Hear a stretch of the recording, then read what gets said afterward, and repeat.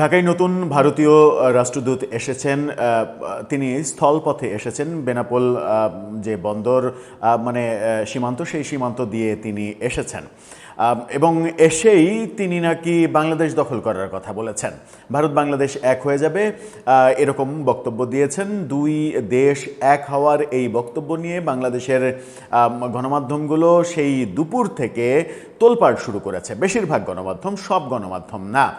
তাদের বক্তব্য যে ভারত বাংলাদেশ এক করার কথা বলছেন নতুন এই রাষ্ট্রদূত।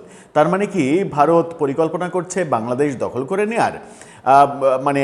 স্বাধীনতা বিরোধী শক্তি যে বয়ান দেওয়ার চেষ্টা করেছে গত 54-55 বছর ধরে, যে ভারত বাংলাদেশকে 71-এর সহযোগিতা করেছিল, এটা মূলত তাদের নিজের স্বার্থে এবং বাংলাদেশ দখল করা, বাংলাদেশ থেকে সম্পদ নিয়ে নেয়ার জন্যই তারা করেছিল। সেই ব্যাপারটা কি 55 বছর পরে আবারও ঘুরে ফিরে আসছে? পত্রিকাতে এই খবরগুলো কেন আসছে? কি বললেন ভারতের নতুন রাষ্ট্রদূত? বাংলাদেশে এসে সংবাদের সংবাদের শিরোনাম হয়ে গেলেন নেগেটিভভাবে। কেন সেটা হলো? বাংলাদেশের সংবাদ মাধ্যমগুলো সত্য কথা বলছে, নাকি একটু রং চং লাগিয়ে স্বাধীনতা বিরোধীদের একটু খুশি করার চেষ্টা করছে? চলুন একটু জেনে দেখি এই ভিডিওতে। থাকবেন পলিটিক্স টিভির নিয়মিত আয়োজনে।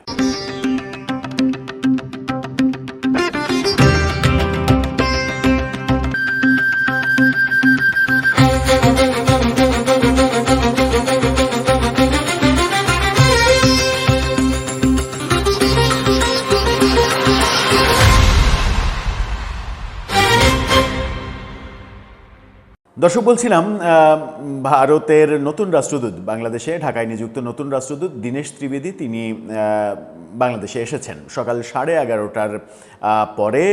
তিনি বেনাপোল দিয়ে বাংলাদেশে প্রবেশ করেন। এ সময় সেখানে স্বরাষ্ট্র মন্ত্রণালয়ের তরফ থেকে তাকে অভ্যর্থনা জানানো হয়।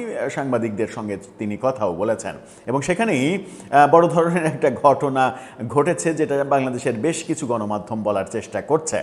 ইত্তেফাকের এই শিরোনামটা দেখলেই আপনারা বুঝতে পারবেন যে বেশিরভাগ বাংলাদেশের গণমাধ্যমের সংবাদ প্রকাশের ভাষাটা কী ছিল।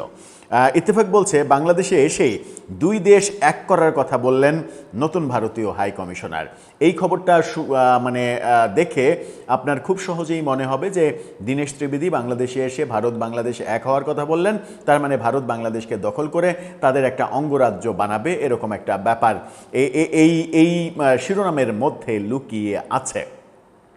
আদতে দীনেশ ত্রিবেদী কি বলেছেন সেটা আমাদের জানা দরকার এবং ভিন্ন রকমের শিরোনাম অন্য পত্রিকা কি করছে সেটাও আমাদের জানা দরকার। চলুন আগে জানি যে দীনেশ ত্রিবেদী কি বলেছেন তিনি আসার পরে। ভারতের হাইকমিশনার তিনি বলেছেন, ভারতের 140 কোটি জনসংখ্যা আর বাংলাদেশের 20 কোটি, যদি একসঙ্গে করা হয় 160 কোটি।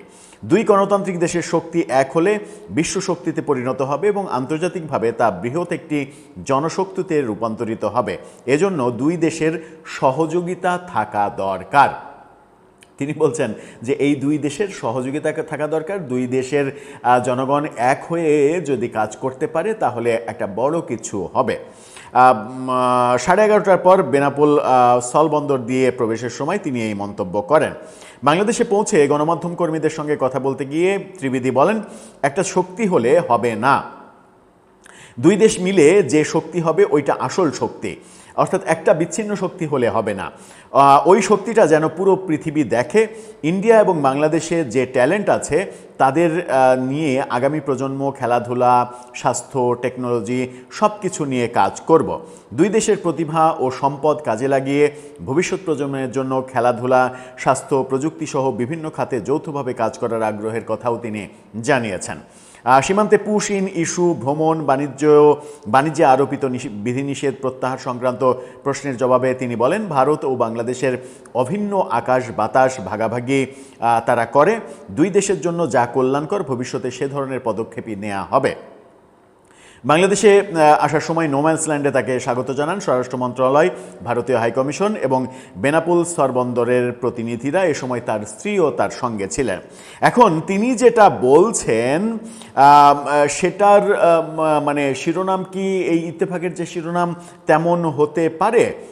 মানে ইত্তেফাক যেভাবে বলছে বাংলাদেশে এসেই দুই দেশ এক করার কথা বললেন নতুন ভারতীয় হাইকমিশনার, নাকি সেখানে খটকা তৈরি হয়? আবার কালের কণ্ঠ কি বলছে দেখুন, কালের কণ্ঠের এই ফটোকার্ডটা। সেখানে তারা বলছে ভারত বাংলাদেশ একসঙ্গে কাজ করলে বিশ্বের সব লক্ষ্য অর্জন সম্ভব, দীনেশ ত্রিবেদী।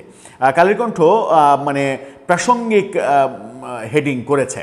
কালের কণ্ঠ অযথা কোনো চমক দিয়ে মানুষকে বিভ্রান্ত করার চেষ্টা করেনি, যেটা ইত্তেফাক সহ অনেক পত্রিকাকে আমরা দেখেছি যে তারা হেডিংয়ে একটা চমক দিয়ে বিভ্রান্ত করার চেষ্টা করেছে এবং সেই হেডিং দেখে খুব সহজেই মনে হতে পারে এবং স্বাধীনতার বিপক্ষ শক্তি খুব সহজেই উল্লম্ফন শুরু করতে পারে যে ভারতের হাইকমিশনার বাংলাদেশে এসেই বাংলাদেশ দখল করার কথা বলছেন, দুই দেশ এক করার কথা বলছেন। আদতে ত্রিবেদী কি তা বলেছেন? আদতে ত্রিবেদী যেটা বলেছেন যে মানে 140 কোটি আর 20 কোটি 160 কোটি জনগণ যদি একসাথে কাজ করে, যেহেতু এই দুই দেশ আকাশ ভাগাভাগি করে, এই দুই দেশের সম্পর্ক পাশাপাশি পড়শি দেশ, নানা ক্ষেত্রে আমাদের আন্তঃসম্পর্ক রয়েছে, সেই সম্পর্কের জায়গাটা যদি আরও বিস্তৃত করা হয়, দুই দেশ যদি একসাথে কাজ করে তাহলে ভালো কিছু হবে। এখন এটাকে যদি আপনি পত্রিকার হেডিংয়ে বোঝান যে ভারতের রাষ্ট্রদূত এসেই বাংলাদেশ দখল করার কথা বললেন, তাহলে বাংলাদেশে ভারত বিদ্বেষী রাজনীতি করা, ভারতের ব্যাপারে উস্কানি দেয়া, এই কর্মকাণ্ডগুলো যারা করে তাদেরকে কি এক ধরনের নতুন করে উস্কানি দেওয়ার মতো হয়ে যায় না? আমার মনে হয় যে সেটাই হয়ে যায়। এবং সেই ক্ষেত্রে গণমাধ্যমগুলো যদি সতর্ক না থাকে তাহলে দুই দেশের বিরাজমান যে খারাপ সম্পর্ক, যে সম্পর্কটা ইউনূস সরকার করে গেছে, সেই সম্পর্ক থেকে উত্তরণের পথ কিন্তু আমরা খুঁজে পাবো না। আমরা কি চাই? সম্পর্ক খারাপ থাকুক নাকি বন্ধুত্বপূর্ণ পর্যায়ে আবার যাক? নিশ্চয়ই আমরা চাই বন্ধুত্বপূর্ণ পর্যায়ে আবার যাক। সুতরাং গণমাধ্যমকে সেই জায়গায় দায়িত্বশীল হতেই হবে। এরকম রগচটা কিংবা উস্কানি দেওয়া শিরোনাম দিয়ে গণমাধ্যমের ভিউ বাড়ানো যাবে, হয়তো ওয়েবসাইটে হিট বাড়ানো যাবে, কিন্তু সেটা যে একটা বিকৃত মানসিকতা সেটাও প্রমাণিত হবে। দর্শক, আপনার মতামত এ ব্যাপারে জানিয়ে লিখতে পারেন আমাদের কমেন্ট বক্সে।